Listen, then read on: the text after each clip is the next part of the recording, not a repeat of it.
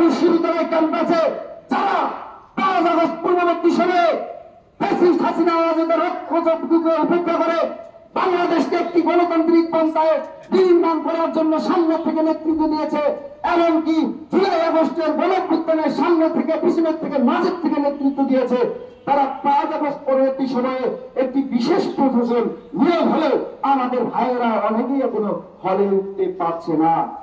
আমরা দেখলাম এই ভিসি এই প্রক্টর মতকে কিভাবে উস্কিয়ে দিয়েছে। আমরা দেখলাম 5 আগস্ট পরবর্তীতে ছাত্র প্রতিনিধি নামে কিছু শিক্ষার্থী থেকে প্রতিনিধি হলে নিয়োগ দেওয়া হয়েছিল। তার মধ্যে আমরা জানি কিছু শিক্ষার্থী আসলেই শিক্ষার্থী বান্ধব পরিবেশ হলগুলোতে থাক তারা চায়, কিন্তু অধিকাংশই ছাত্র প্রতিনিধি তারা স্বৈরাচারের ওই সময়ে হলগুলোতে সুবিধা নিয়েছে এবং 5 আগস্ট পরবর্তী সময়ে এই ভিসি নিয়াজউদ্দিন আহমেদ এবং মহামেস্টার সাইফুদ্দিন আহমেদের ছাত্র সহায় থেকে ক্যাম্পাসে একটি অসাধ উদ্দেশ্য হাসিল করার ষড়যন্ত্রে লিপ্ত হয়েছে। প্রিয় সহযোদ্ধা বন্ধুগণ, অনেক বক্তৃতা দিয়েছে আমার বন্ধু বান্ধব সহযোদ্ধারা, আমি আর বক্তৃতা দীর্ঘায়িত করবো না।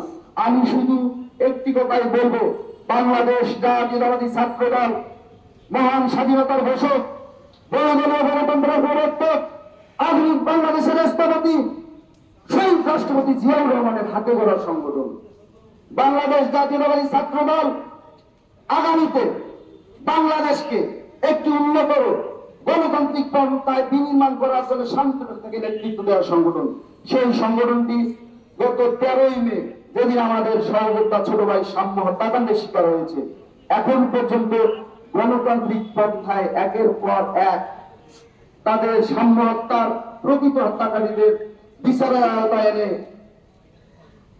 বিচার নিশ্চিত করার দাবিতে আমরা আন্দোলন সংগ্রাম করে যাচ্ছি, আমাদের দাবি দেওয়া পেশ করছি। কিন্তু আমাদের বাংলাদেশ জাতীয়তাবাদী ছাত্র দলের ঢাকা বিশ্ববিদ্যালয়ের বিপ্লবী সাধারণ সম্পাদক ইতিমধ্যেই বলেছেন, এটি আমাদের সহিষ্ণুতার শেষ কর্মসূচি। আমরা 13 দিন অনেক ধৈর্য ধরে আমরা এই ভিসি প্রত্যাহার আমরা সহিষ্ণুতা লেগেছি। আমরা দেখলাম এরা আদাব সালাম পাওয়ার যোগ্যতা রাখে না।